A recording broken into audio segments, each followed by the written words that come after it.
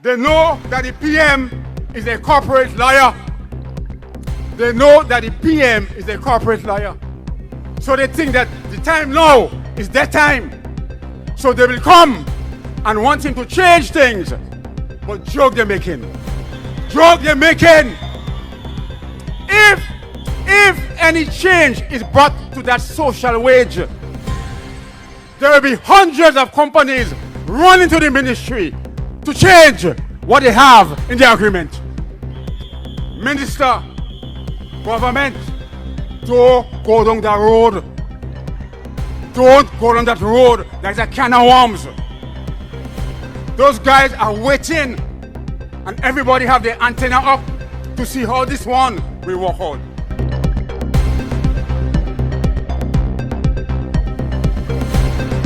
Collective labor agreements ensured a programmatic platform of understanding regarding masters and servants. But thanks to the labor union, that was changed to a programmatic platform of understanding between the union representing workers and the management of the company, the corporation, etc., which represented the company. CIWU, listen to me now. I'm coming home now. Listen, stop talking.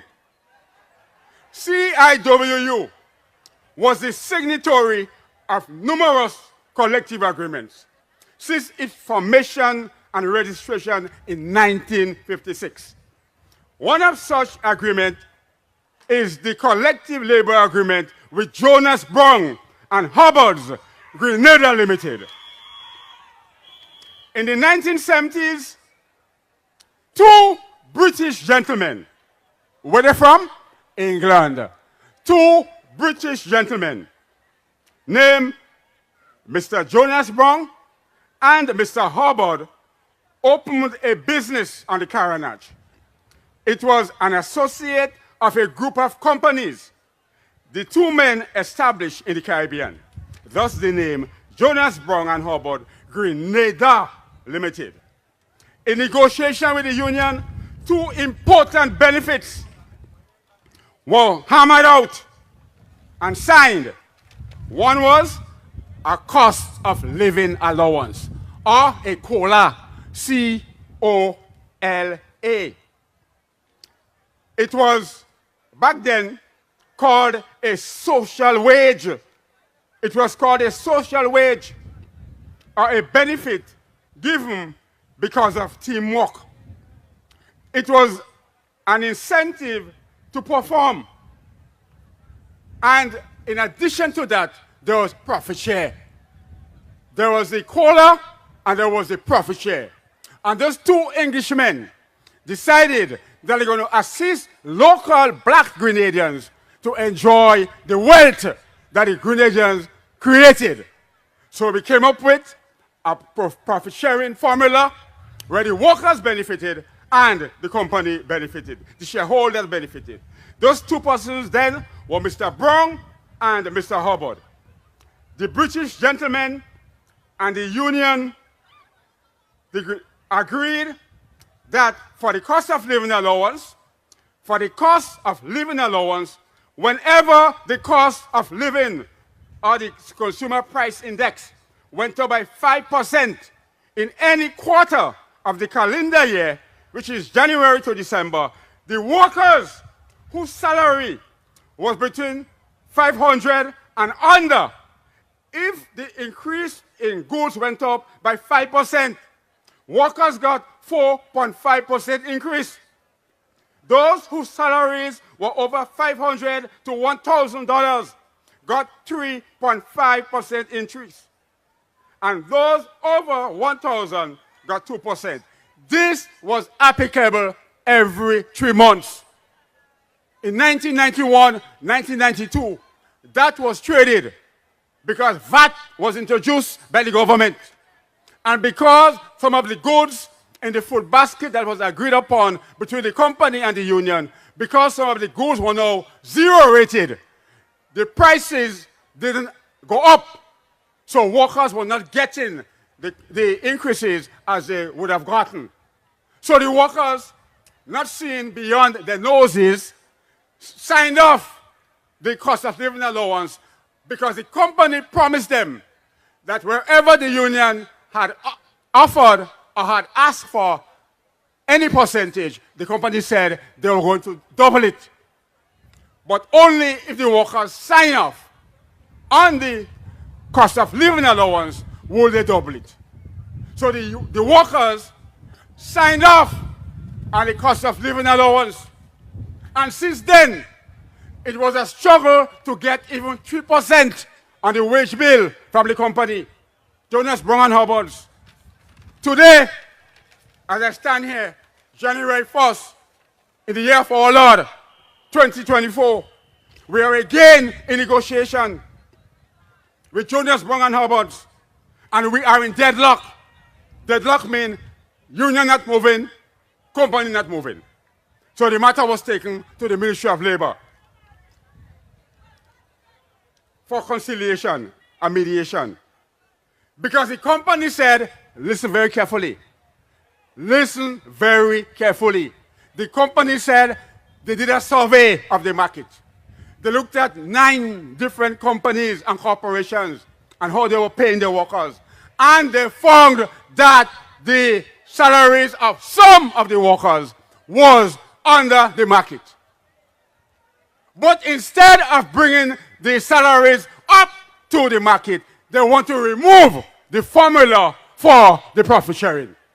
So that the company, the shareholders, who are the major shareholders, are from a place called Little England.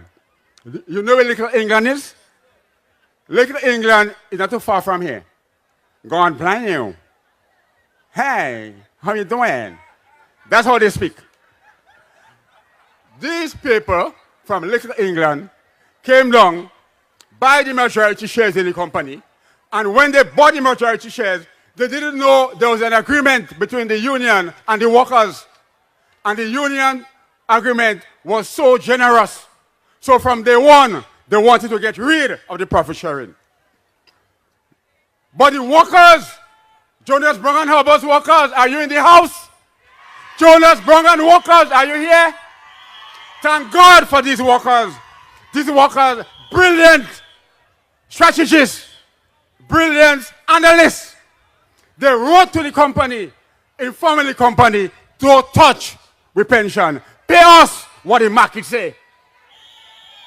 So they wrote the company, sisters and brothers,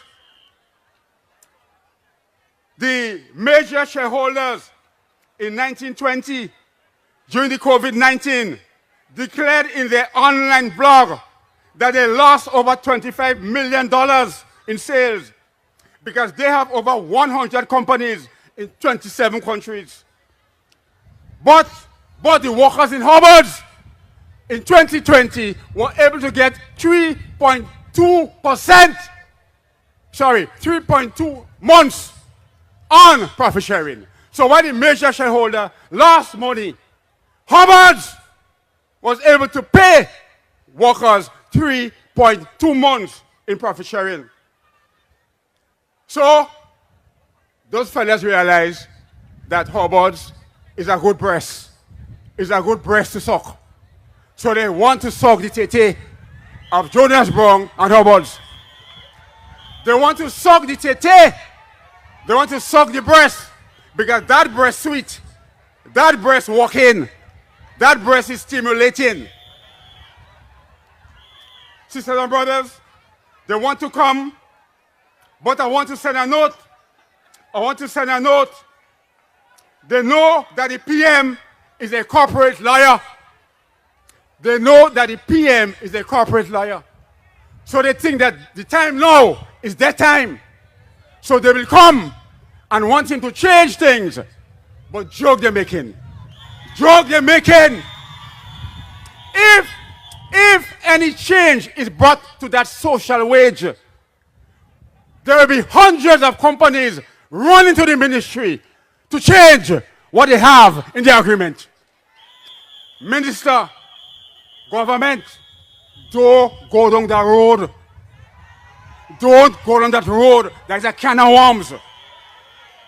Those guys are waiting And everybody have their antenna up to see how this one will work out. I'm saying, as a voter, a note of caution, this thing has serious political implications. It has serious political implications because in 2010, 2011, it was my party, the NDC, that was in power. When the brewery took us, Labour, to the wire. They took us to the wire. And now my party come back again. And they come back again. And they want to fight. I said, down with these people who want to suck the marrow from our workers. Down with these people whose intention is to fill their pocket and leave workers hanging high and dry. Down with these people whose interest is only in getting more for themselves. Long live the workers of Jonas and Hubbard. Long live the Grenadian workers. Long live the Grenadian Trade Union Council. Forward ever. Forward ever. God bless you all.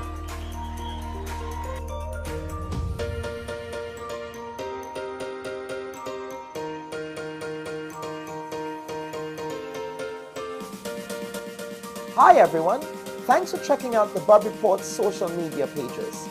If you'd like to get more videos, show highlights, and watch our weekly live show, follow our Facebook, Twitter, and Instagram pages, and also subscribe to our YouTube channel. You can catch repeat episodes on Wednesdays at 4 and 5 p.m. respectively on CRFM Radio and GBN TV in Grenada.